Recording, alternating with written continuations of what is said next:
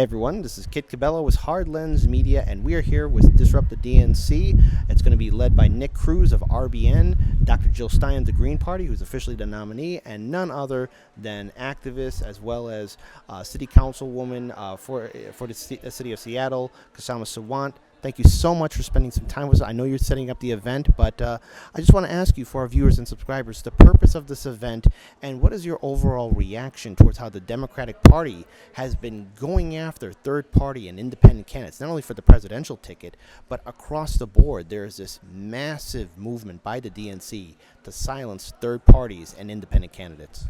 Well, I think what we're seeing is a historic disconnect between the theater that is going on inside the Democratic National Convention and the millions of American working people who are both facing a cost of living crisis and are opposed to the genocidal war on Gaza and are demanding a ceasefire. And the protests that are happening in Chicago right now is very much connected to the rally that we have organized here through Workers Strike Back. Workers Strike Back, as you know, is a nationwide organization that I helped found last year to fight for a $25 an hour minimum wage, good union jobs for all, quality housing and free healthcare for all. Workers Strike Back is also calling for a new party for the working class because clearly, as we can see with this ongoing genocidal war against the Palestinian people in Gaza, we need a new party for working people because neither the Democrats nor the Republicans represent working people. They certainly don't represent the anti-war movement. And Workers Strike Back is also calling for an immediate and permanent ceasefire, an end to all U.S. military funding for the Israeli state, and to an end to the Israeli occupation of Palestinian lands. But we're not going to win any of these demands unless the anti-war movement and unless working class movements break from the Democrats and Republicans. Yesterday, you saw the spectacle of AOC, squad member AOC, and the leader of UAW, the Auto Workers Union, Sean Fain, both cheerleading Kamala Harris and the Democratic Party, claiming that Harris has tirelessly worked for ending the genocide and for the ceasefire. I never got the memo. I never got the memo either. That's exactly right. And that Harris and Walz have represented working people. All of this is a lie that is being perpetrated on ordinary Americans and on the anti-war movement. So it is crucial that as part of building a powerful enough anti-war movement that can actually win a ceasefire, that we break from the Democrats and Republicans. And I thought the biggest and most important highlight that working people should know that corporate media did not cover was a press conference yesterday morning that I was at, organized by Abandon Biden leaders who launched Abandon Harris yesterday because they are clear that Harris is as much of a warmonger as Biden is, and whether Harris is elected or Trump is elected in the White House come January, you are going to have a warmonger in chief, and that is why we need to build our movements independently of the Democrats and Republicans. So now what we saw outside at the DNC convention, around 4,000 plus people did attend. At least that's what the numbers are showing. Yet within the DNC convention, there was a diversity of filled seats and empty seats in the United Center. And as a lifelong resident here in the city of Chicago, when you have an empty United Center or half-filled United Center, it's abundantly clear that perhaps there's a lack of enthusiasm within the Democratic Party.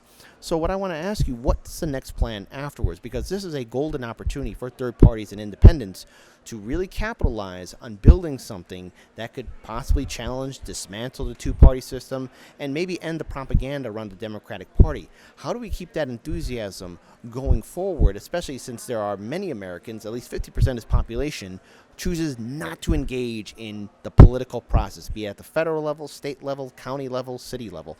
What do we do next? Yeah, to understand what the next steps are for us to actually win a ceasefire, to build a successful anti-war movement, to continue to build struggles of the working class, I think we have to recognize that there's a paradoxical situation right now. On the one hand, like you said, there is a real anger against both the Democrats and Republicans. People are disconnected. Many ordinary people are disconnected from the question of elections. Many will probably not end up voting at all because they're angry at both the big business parties, because they recognize that neither the Democrats nor the Republicans are going to stand with them. We know that they're both strike breakers. They're both representing the interests of the warmongering billionaires.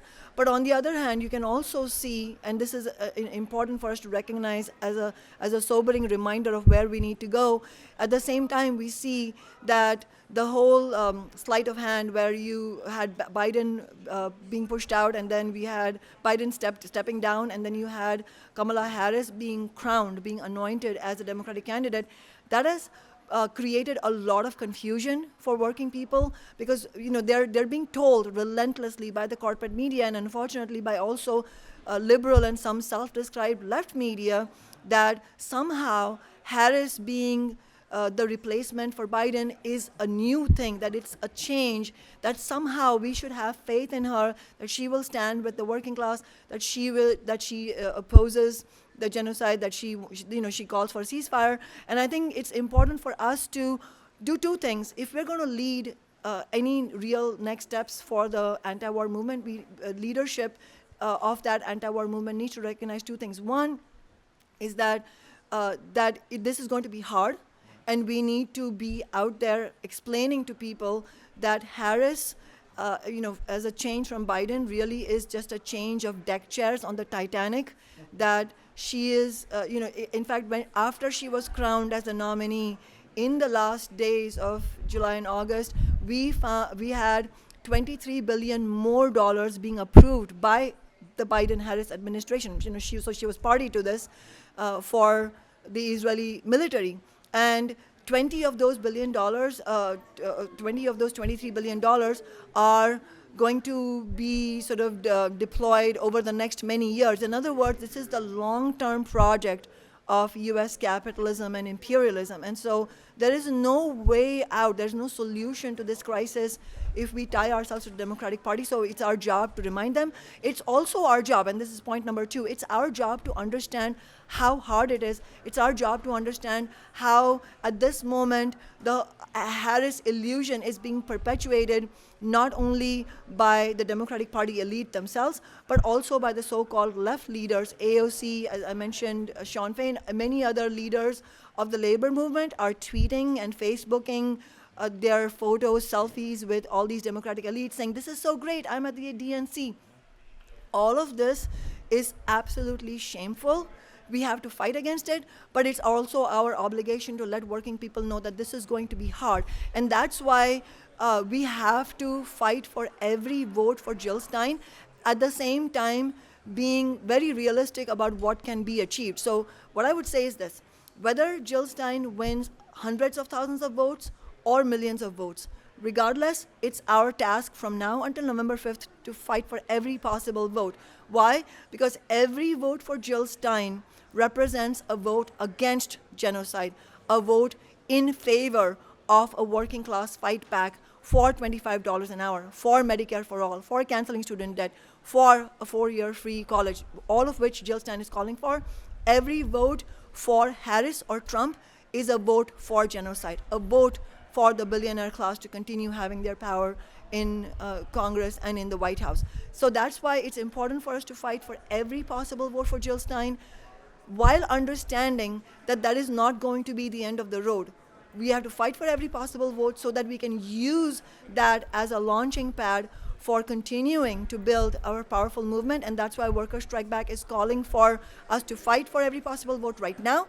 And then after November 5th, let's get organized to build an organizing conference in February. So I urge progressive union leaders and other leaders who want to build this anti-war movement to join us in this organizing conference.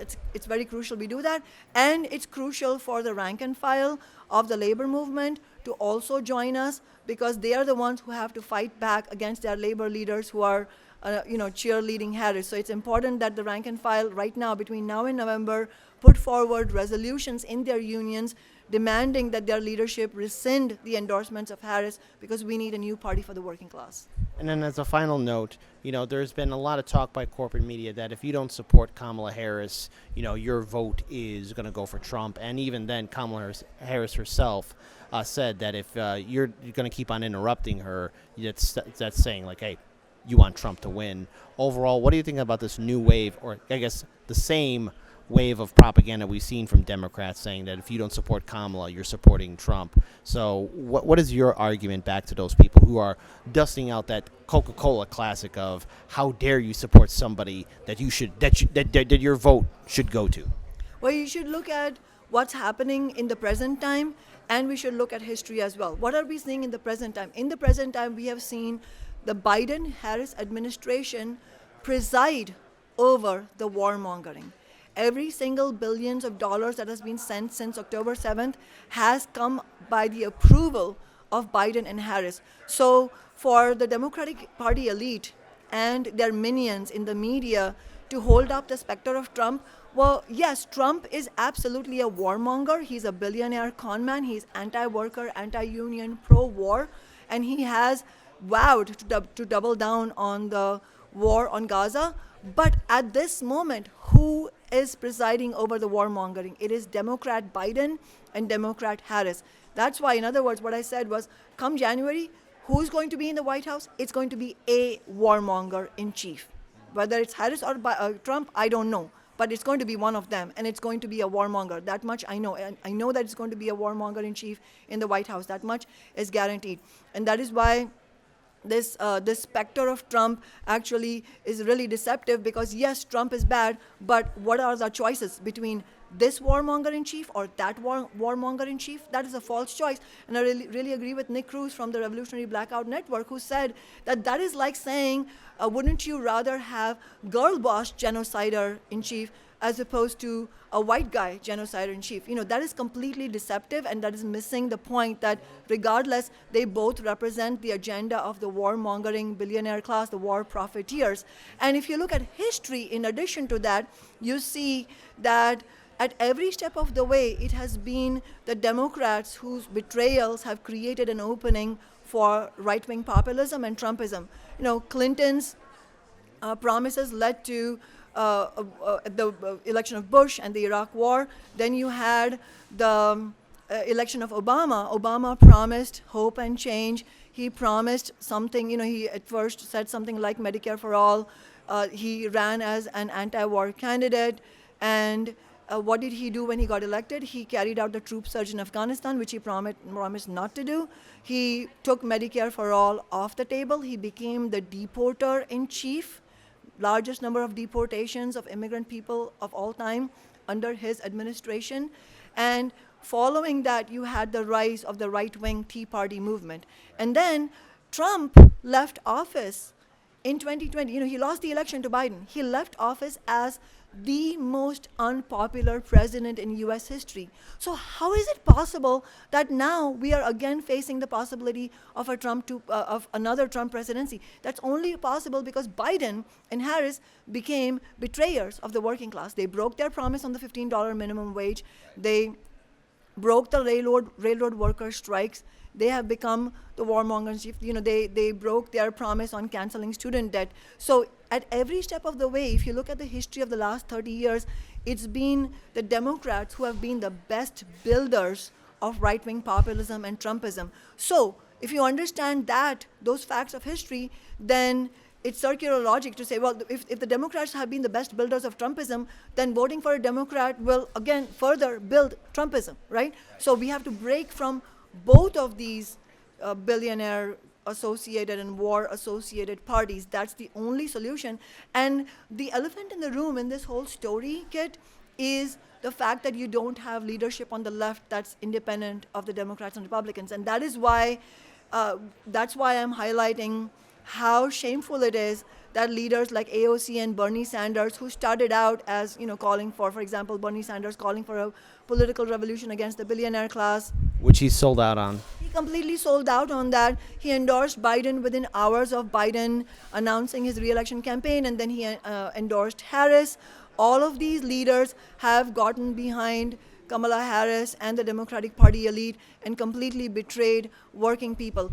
That is what creating the is what's creating the vacuum that the right wing and that Trumpism has so successfully occupied. So the only way of defeating Trump and Trumpism and the rise of right-wing populism is to build the left, but we can't hold our breath that these leaders who have sold us out are somehow going to wake up tomorrow and stop selling us out. No, that's why we need a rank and file rebellion in the labor movement. We need to build organizations like Workers Strike Back, which are organizing the rank and file of the American working class in order to win what we need, independent of the Democrats and Republicans.